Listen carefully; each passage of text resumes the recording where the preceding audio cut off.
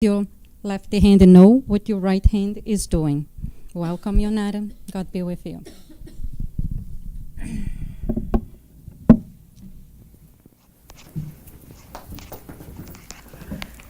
Good evening, everybody.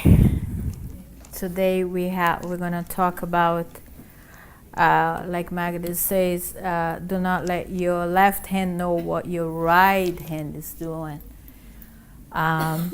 As everybody knows, those are one phrase of Jesus. And on the chapter 13 of the Gospel according to Spiritism,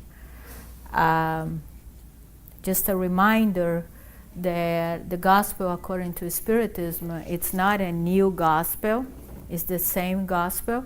But what Allan Kardec did was he took some of the passages of Jesus and he explained it a little bit profoundly what Jesus meant when he said this word. So he dedicated the whole chapter 13. Well, if you guys want to get to know the book, I invite you to. But let's talk about this chapter, which is chapter 13.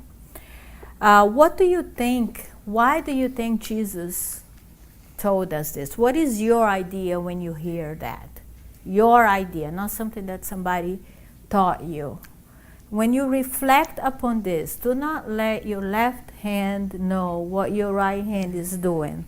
That brings you what?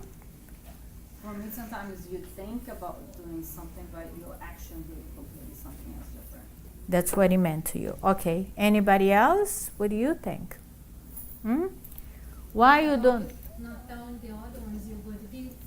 Okay, don't tell. Then tell the other. Is that what you The said? good deed is you're about to do it. Okay. Anybody else?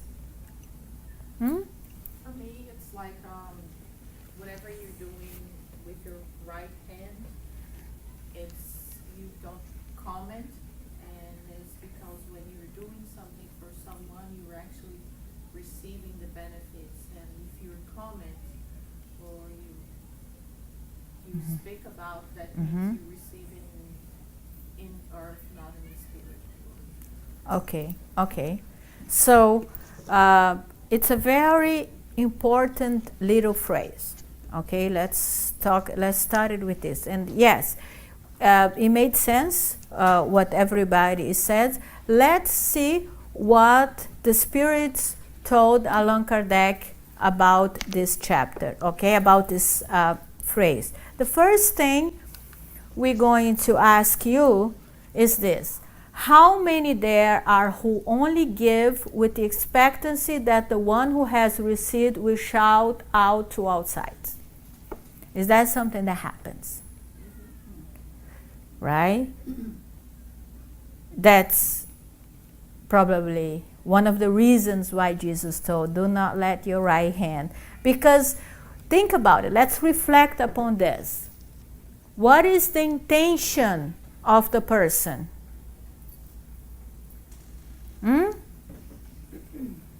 To get what? Compliments, yeah? To look good for others, right? So you say, oh, when Cynthia is doing something, and then she's going to think that, oh, if everybody knows what I'm doing, then I'm going to look good on the picture, right? So I tell you, today we have like this little thing that it's good, better than not do anything. But a lot of people do it because everybody that does something good gets something that it's called admiration. And for some reason, we're very needy of that. So, and then we're still doing it, but we're not doing it for the right reasons. Okay, that's one thing to think about it. Could it be related to false charity, like when you expect something? Yes, it's exactly what. Look, false modesty. Okay, so there's another phrase on the. Of course, we cannot bring the whole chapter here. We have to take little parts of it. But it says, but if there is true modesty, Then there is also false modesty, a mere imitation of modesty. Okay? Why is it important for us to reflect upon this? So we understand the difference between them, I guess. And try to do it for the right reasons, you know? And try to do it because we wanted to do it. And pure the intention, you know? And do it for the right thing, because what we're looking here, remember guys, what we're looking for here is evolution. It's progress. Okay? And our main mission here in this world is to become a better person each day, right? So if we want to do this, we want to do it because we wanted to transform ourselves.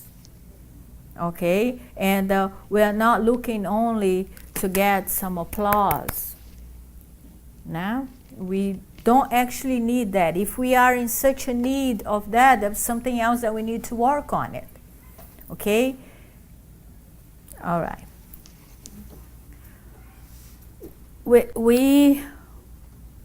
One thing that I wanted to talk to you about the false modesty is when everything that we do comes from the outside and not from the inside. Like you see some people that they say to you, oh, I have to wear the worst clothes ever because, you know, when you dress well, you're not being modest, right? So this is one of the things that you focus more on exterior than an interior, because there is some people that they do dress very well and they still are an amazing person, and the other way around too. So the way the person is dressed, it doesn't tell a lot about them. Okay? It could be both ways. What the real person is, it has to do with intention. It has to do with the heart. If you focus on that, you're going to wear horrible clothing and you're going to still be a horrible person on the inside. Okay? Again, why is that person doing this? Because she's trying to show to the world, to prove to the world that they are modest. Okay? Now, I'm not saying that a modest person always have to dress to kill. I'm not saying that.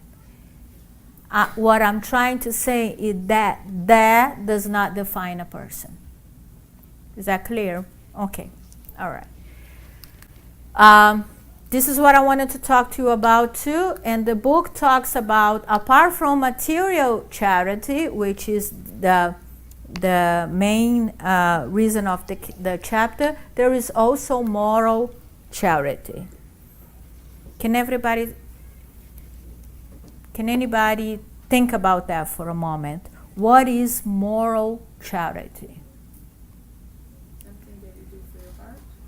What else? Something that you do for your heart. What else? When you support someone. When you support someone. What else? Forgiveness. Who can think more about another moral charity? When you give somebody your time. When you give somebody your time. Okay. What else? Naj, can you ask the kids to stop screaming in here from us, please? Mm-hmm.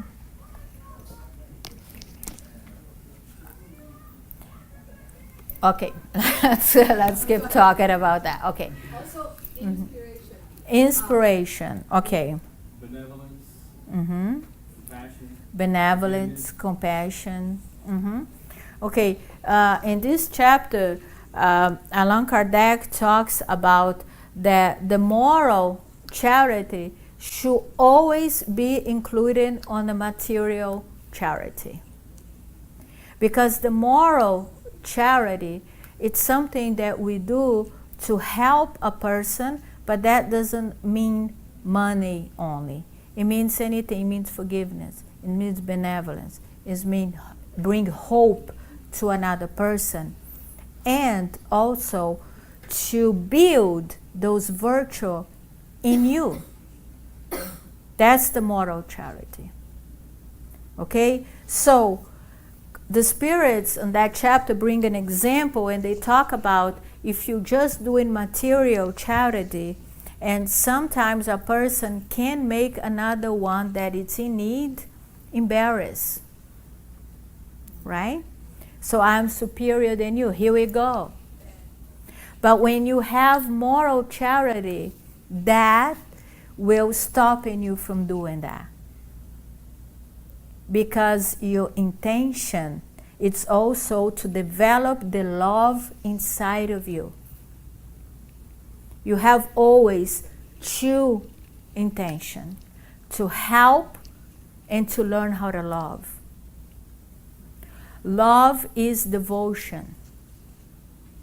Love, we get to love practicing. Love is action. We need to do that. We need to transform this energy on us. And we're doing that. The only way of doing this is to exercise that. Now, what is the merit to love? The biggest award of all is evolution. It's the peace of mind that you get when you do it. Every time we do moral charity, okay, we are the major concern is to serve, but at the same time to develop. Is to serve and develop ourselves and transform ourselves. So when you have both of them together, okay, you don't have to do it. People have problems with this. There is there are some people in the world that only do this, and there are some people in the world that only do that. We don't have to do one. We don't have to pick. We can do both. We can do the material charity, and you can also do moral charity. We don't have to pick. And most people think that they have to pick one. Well, what about the moral charity? Well, that's important too. But what about the money? Well, that's important too. We exercise a capability of love. And that has to be the main intention. We have to look, and sometimes we have to realize that that is not that easy for us yet. It's not. What we want to do is live a life that is completely selfish.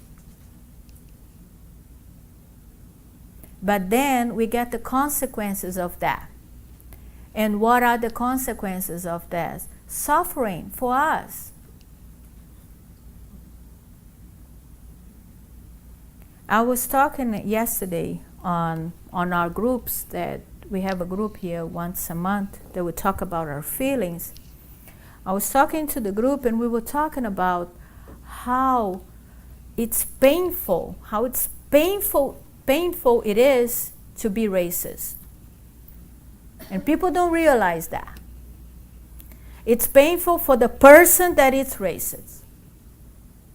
Because every time she sees a person that is different color or a different nationality or anything like this, they feel bad. It gives them a bad sensation. Now, what happens when you see a world that everybody is equal? What happens when you see a world that you see that everybody's are brothers and sisters? What kind of feeling this brings to you? Peace. When you are racist, you have no peace.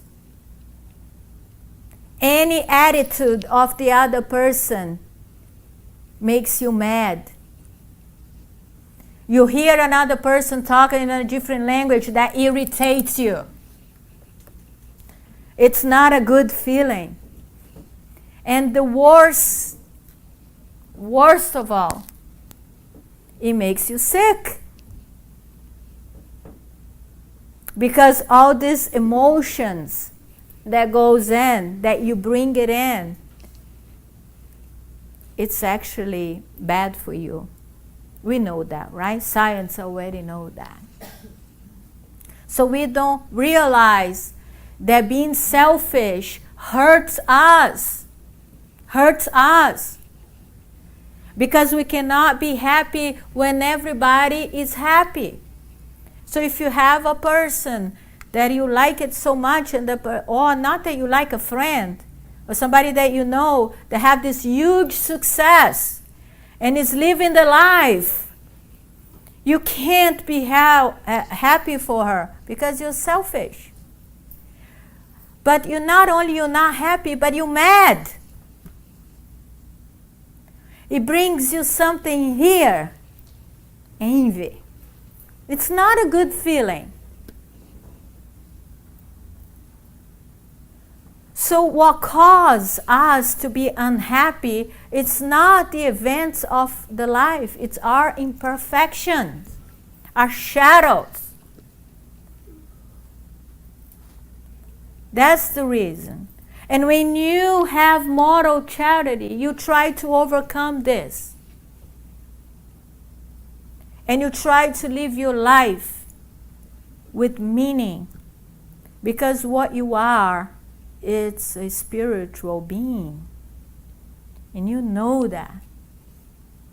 You know it. It's funny because when we start to love, you don't care anymore, like Luigi was saying, if you were born in America, if you're born in Brazil and in Australia and Guatemala, because the law of reincarnation, guess what? In your next life, you may be born in Africa, or you may be born in Brazil, or in Peru, Arab country. We're going to go to experience everything. So you start to realize that you are a citizen of the world. And then when you become a spiritist, you start to realize that you are a citizen of both worlds. The spiritual world and the material world. Dual citizens for us. Two worlds. That is reality. Okay? So, moral charity, it's gotta be involved with material charity. Okay? Moral charity will not allow you to use material charity to just bring yourself and try to feel superior to others. Okay?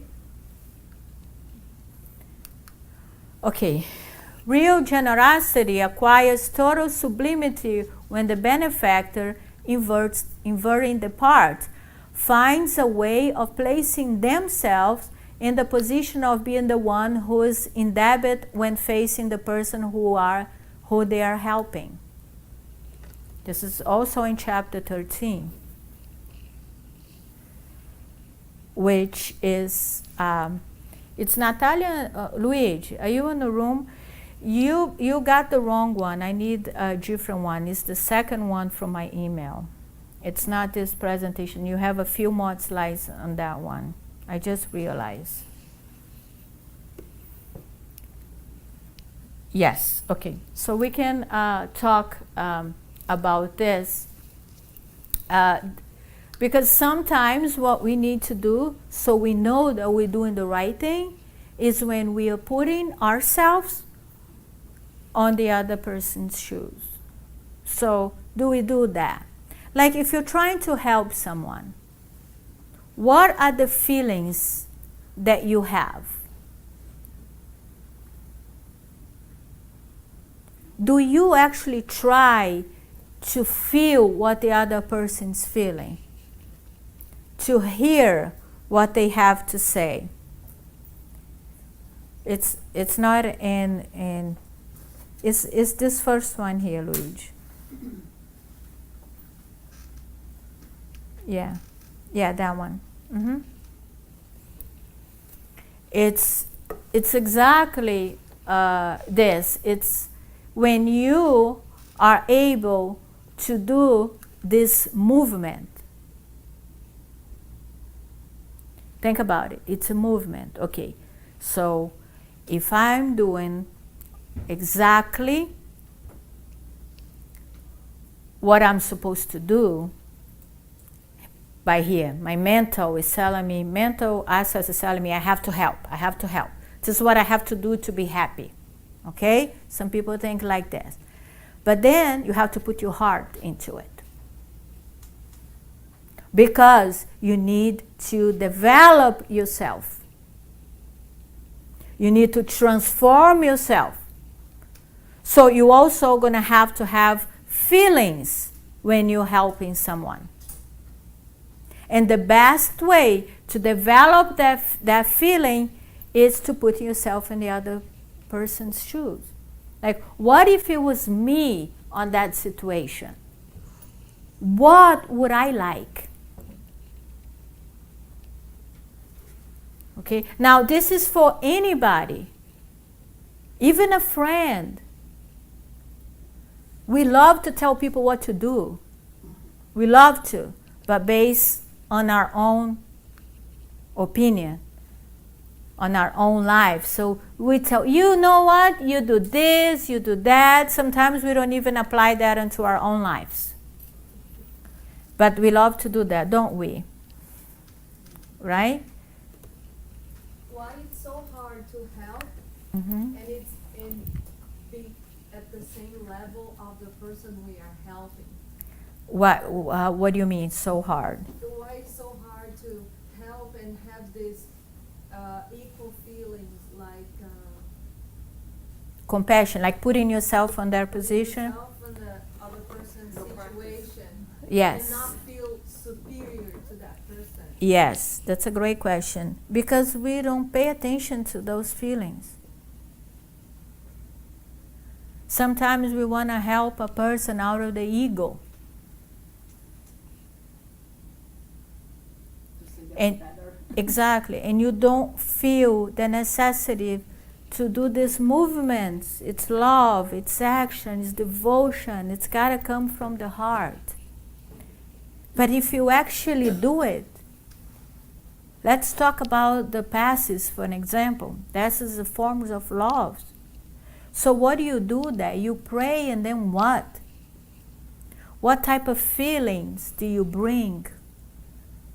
Do you look to that person that's sitting on your chair like it's your brother, your sister, somebody that you can look with compassion, with love?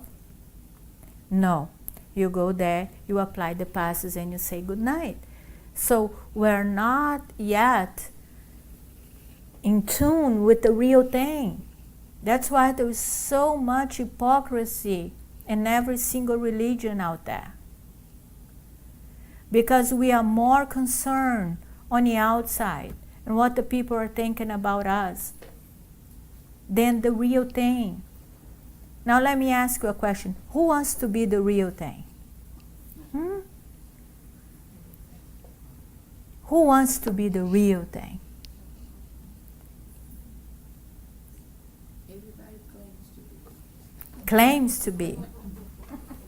Because the real thing is completely different. Could you switch it for me, Luigi? You got it? Okay. Okay, so this is a great, great tool. Like if you're going to approach someone to help, put yourself in their position. That only will bring you a different type of feeling. Will make something move inside of you. And that's what it's all about. That's what it's all about. I keep telling people, and I'm going to tell you guys because I think this is wonderful. When Jesus, the lady that was going to be stoned, right? And Jesus comes up and said, if you have no faults, throw the first stone. No? Think about it if it was me who said that. The poor lady would have died. If it probably any of us here. Why? Because Jesus was the real thing. So everything that he said, it comes with love, it comes with energy, it comes that it's real. And it touches people's heart. It's not the same when we say. But what we want to do is we want to do the talking like Jesus without being the real thing. So we can get admiration from other people.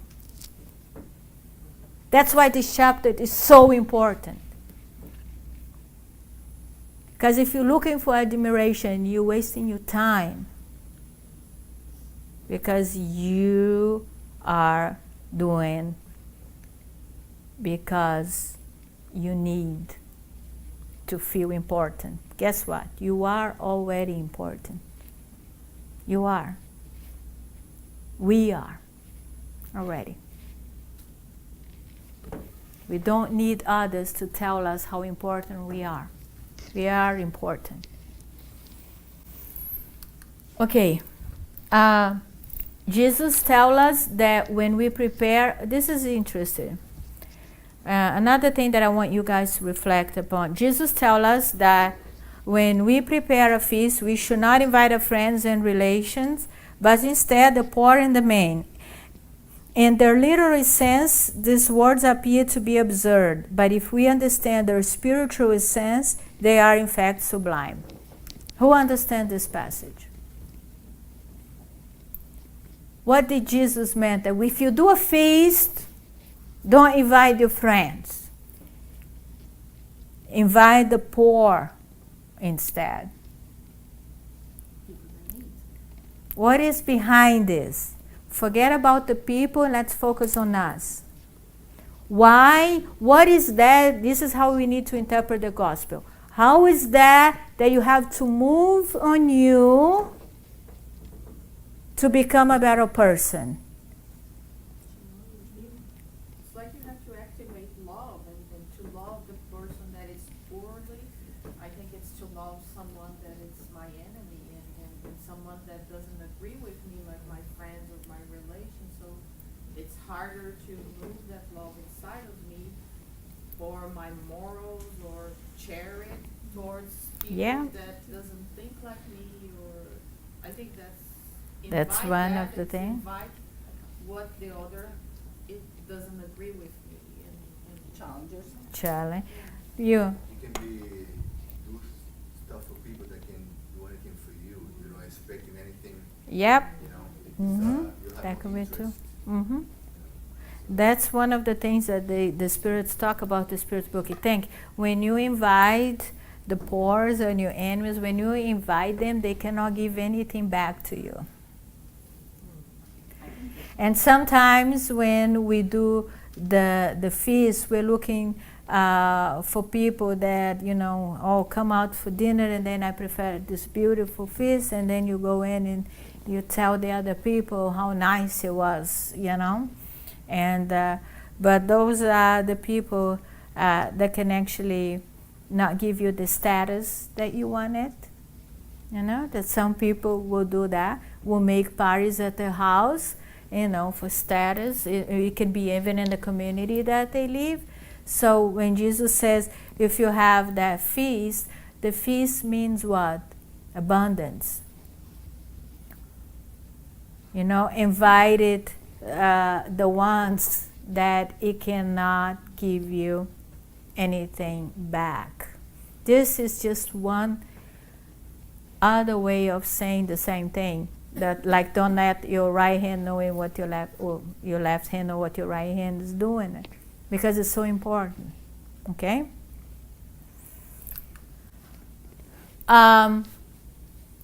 Okay. So Allan Kardec, I wanted to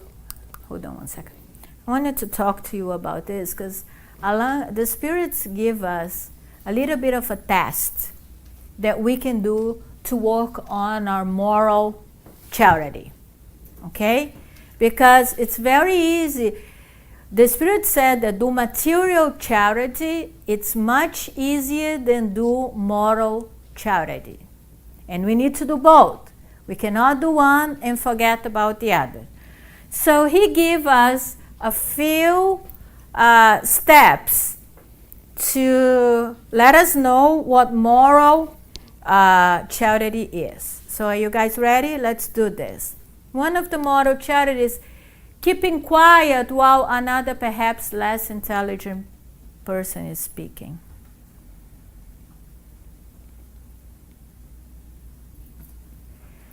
Do we want to hear when somebody that we already labeled them less smarter than us speak? No. Right?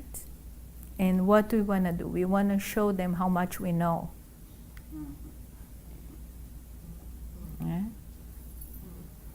Look how easy this is. This should be easy, right?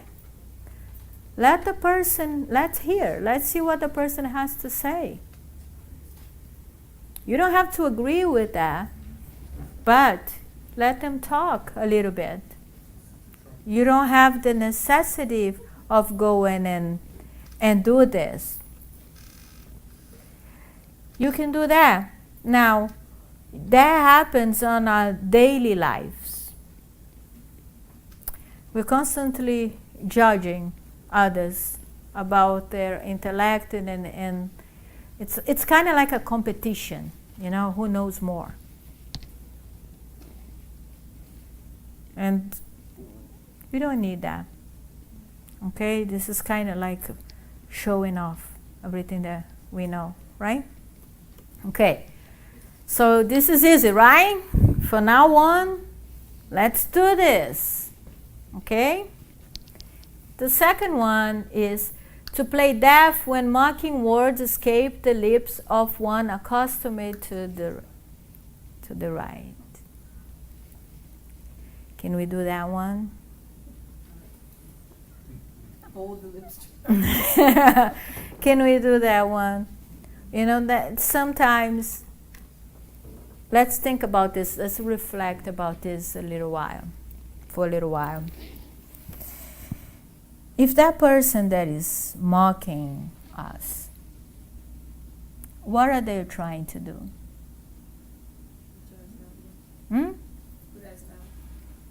Or for what? For what reason?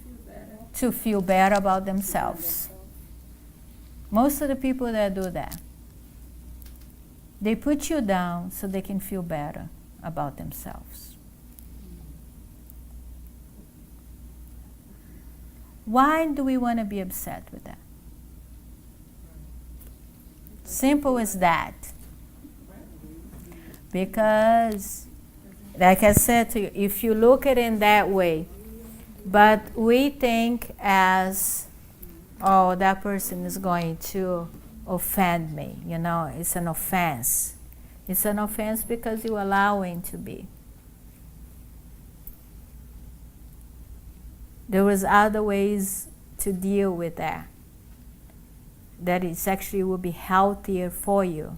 Because now, there is two different ways here. We cannot play deaf and then pick up the phone and trash the person with another person. That's not what it's all about. Okay, so if you're thinking about that, no. So it's not about that. When you understand what the person is doing, you end up having what? Compassion for that person. Because you see the necessity of that person that is trying to bring you down, because that's the only way that they can feel better about themselves. And you feel better about yourself. You go. And those are little things that we feel so offended. Those are the little things that can ruin a day, a two, a week, a month, and sometimes years. And we hold that grudge because that person mugging me in front of everybody. And we go crazy with that. Crazy, wasting all our energy on something. Because listen, it doesn't stop here. It doesn't stop here. This is created here. And it might take years for you to dissolve that little thing. because you hold it like there was no tomorrow. And then you could easily, I'm not telling you guys, there is one thing. It may affect you at first. It's normal. It's normal. Okay? So you may get upset at first. And that's human. That's normal. Now, what you're going to do next, it's free will. What you're going to do with that is the secret. Do we want to keep holding that? Or we want to forgive? We want to let it go. Because now listen to moral charity. Why is this moral charity? Because number one, the tendency when somebody's mocking you, you try to revenge, you try to get them, you try to destroy their image, you pick up the phone and you tell bad things about that person. It doesn't stop. This is only creates a situation and then goes on and on and on and on. Because you're not vigilant. You're not worried about your moral charity to that person. And then you keep doing things in autopilot. And then as you can see, you can't even look at that person's face anymore. You can't say good morning. You can't be in the place that they are not because what happened at first. It's because how much you fed. How much work you put it into it to hold that grudge. And then you're not being, that's not charity. If you're doing all the material charity but you're not working on this, you are completely incomplete. You're not doing your job. Because you have to do moral and material, both. Now, these little things are things that happens to us all the time. Who doesn't have a co-worker at work that sometimes does that to us? Who doesn't? Or somebody in the family who does that to us. Or somebody here at center who does that to us. That does not lose the opportunity to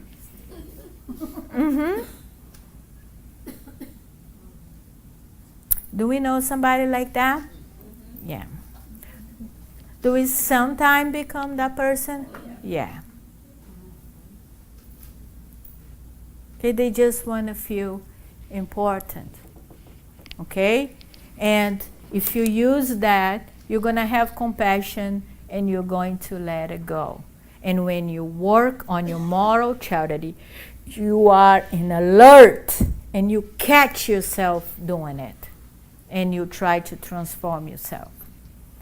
Now, if you're not in tune with your transformation, and if you're only in tune with the external part, how people see you, that's not going to bother you because you're going to keep doing it. Nobody can see it. Nobody can see it. You keep doing whatever you're doing. Nobody can see you. Except the person that are really close to you. Okay? Another thing, so we good with this one here too? We can work on that, right? We can work on that. That's not too bad. Let's try the other one. Yes. Ignore the disdainful smiles of those who are receiving you. It's the person that it's actually trying to make you feel bad. Who knows somebody like that? All the time? Huh? And let's just reflect upon this. I don't need answers. I just need you to think about it for yourself. I'm not going to ask. Keep it for yourself. How do you deal with this today?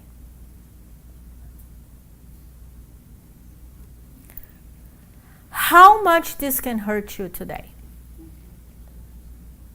I'm not telling, listen, we're not talking about actions. We're talking about feelings.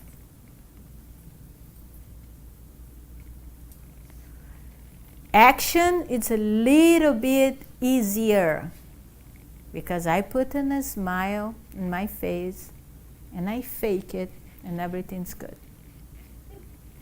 Right? And I can see that person, I can give her a big hug. How are you? Deep inside, right? Because I put a nice smile because that's the right thing to do. That's what people think it's beautiful those days, thank God. Years ago, we had like all this bullying at school that the cool guy, my son was telling me this. He graduated from high school and he told me, Mom, the cool guys today are the ones that does charity, are the ones that does group to help people in Africa. Those are the cool today. I said, that's good. A little bit better than in my time, for an example. Okay? But sometimes, listen to the problem with this. That when we do something, only to look good. The problem with that is that we don't work on ourselves. We don't do the transformation that we need to do it, to be the real thing when we do that. And you guys might think that I'm great, but I may not be. Look how sad it is. It's sad. It's real sad. Because we lose the opportunity on our daily lives. Because those type of thing happens to us every single day. And we lose the opportunity to transform. To actually deal with this with moral charity, or that the person would do this to me, it's okay, I will feel sad at first, but you know what? I'm going to work hard. I'm going to ask myself, why did it hurt so much? Why do I care what other people is doing? Why is it important to me? That person is only being themselves. People will be themselves. You know what? Because God gave them free will. You cannot take it away. So that person is going to do what that person is. Now, would that's going to upset you? It's not personal. It's not.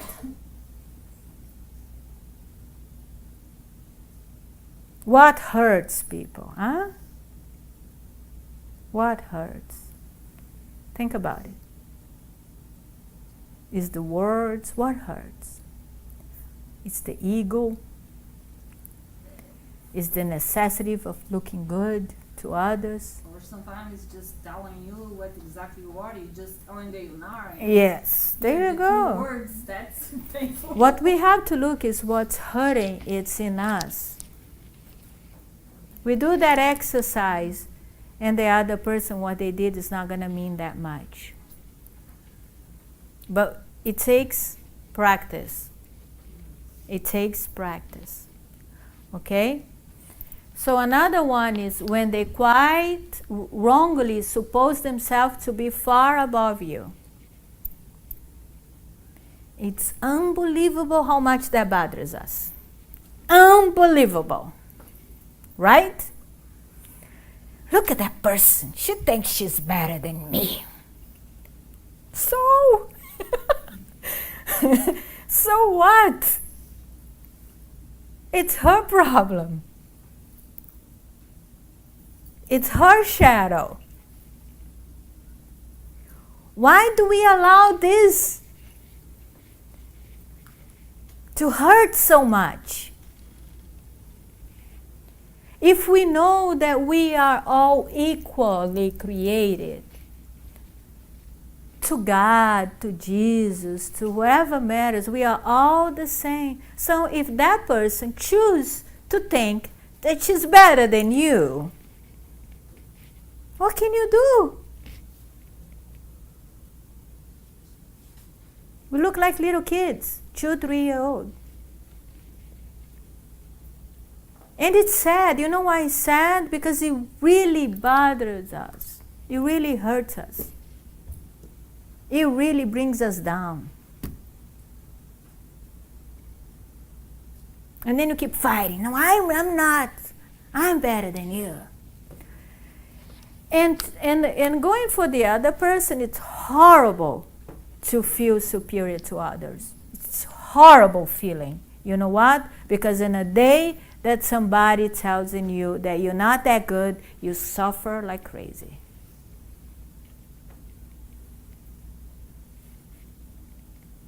It's not good. Doesn't feel good to do that.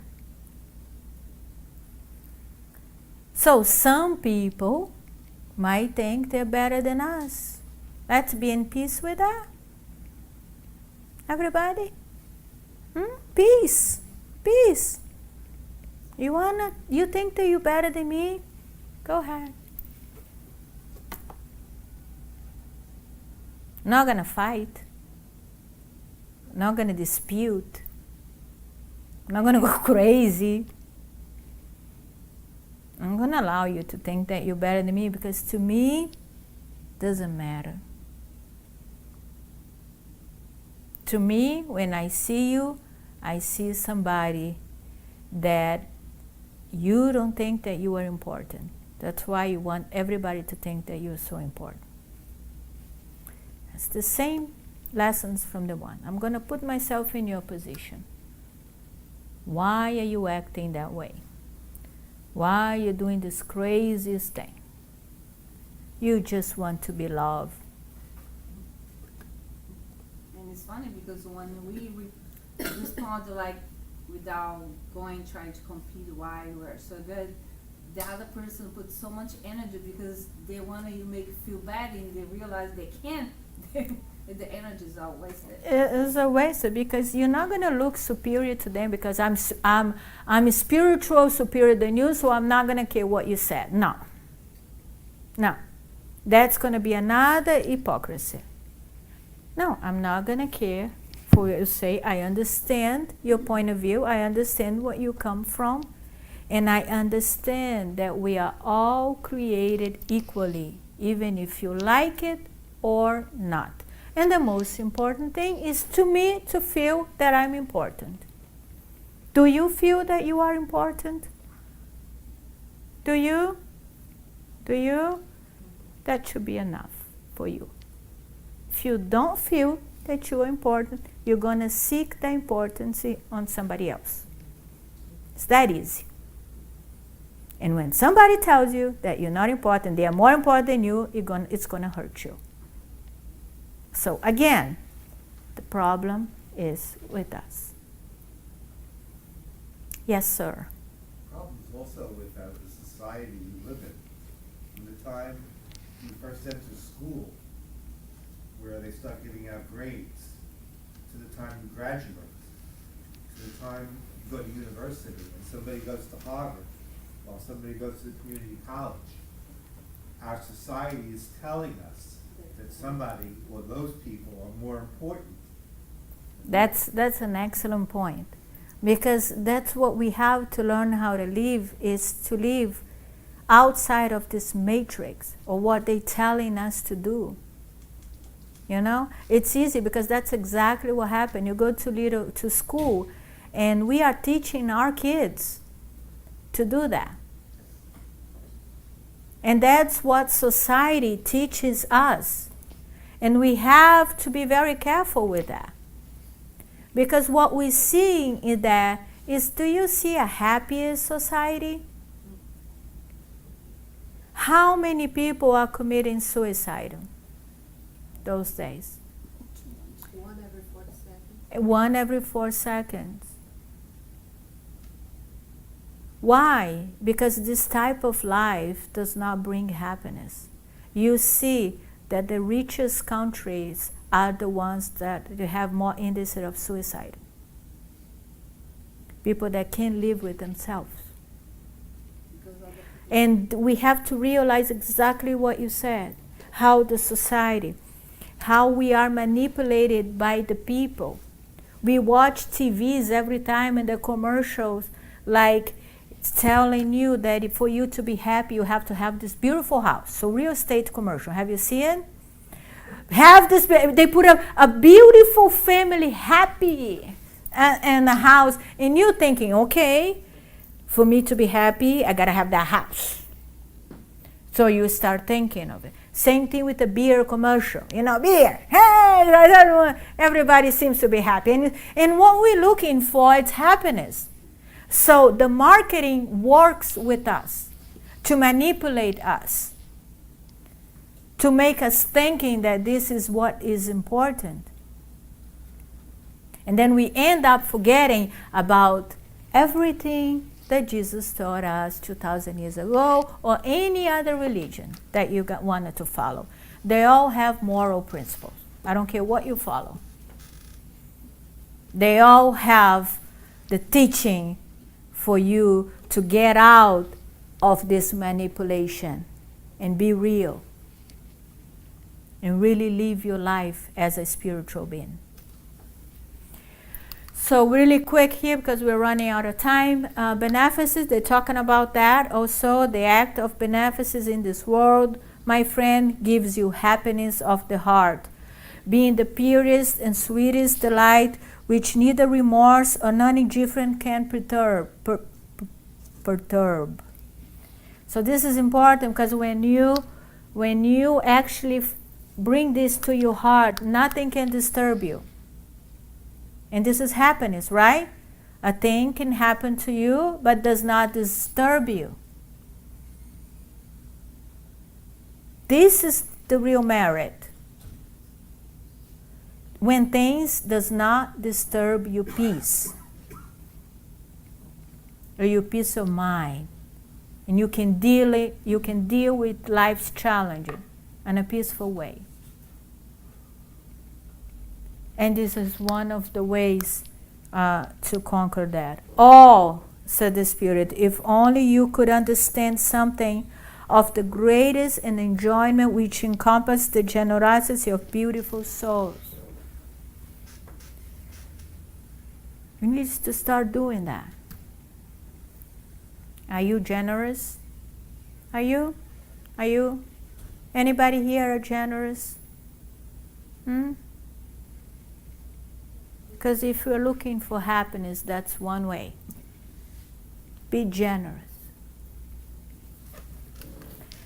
And to finish it up, the chapter talks about compassion, the most appropriate sentiment for making mankind progress, by dominating his selfishness and pride, which predispose the soul to its humility, beneficence, and the loving of one another is compassion.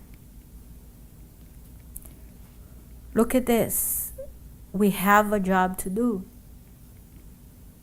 We do have a job to do. How can we dominate our selfishness and pride?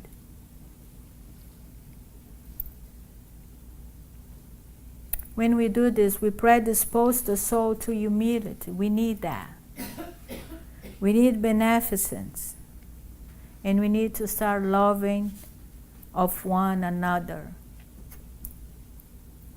Now, don't get the big picture and forget the little picture, and don't do the little picture and forget the big picture. Don't waste your time like that. To love one another also have to start with moral charity.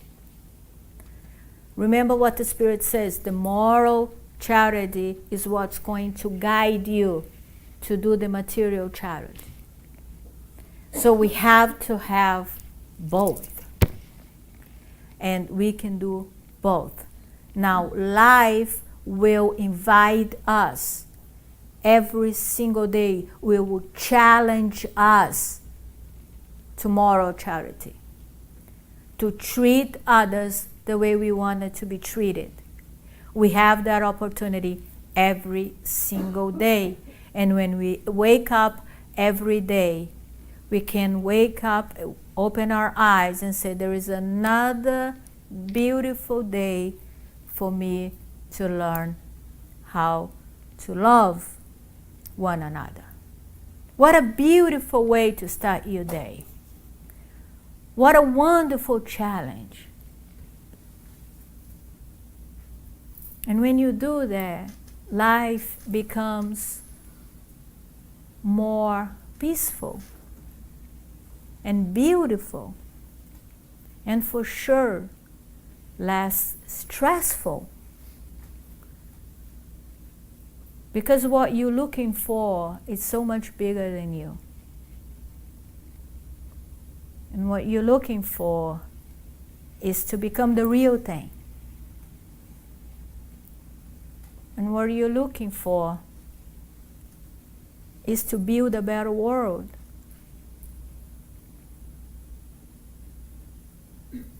Can't be depressed when you have those goals in life. Can't. Because every day it will be a beautiful day. Thank you. Thank you.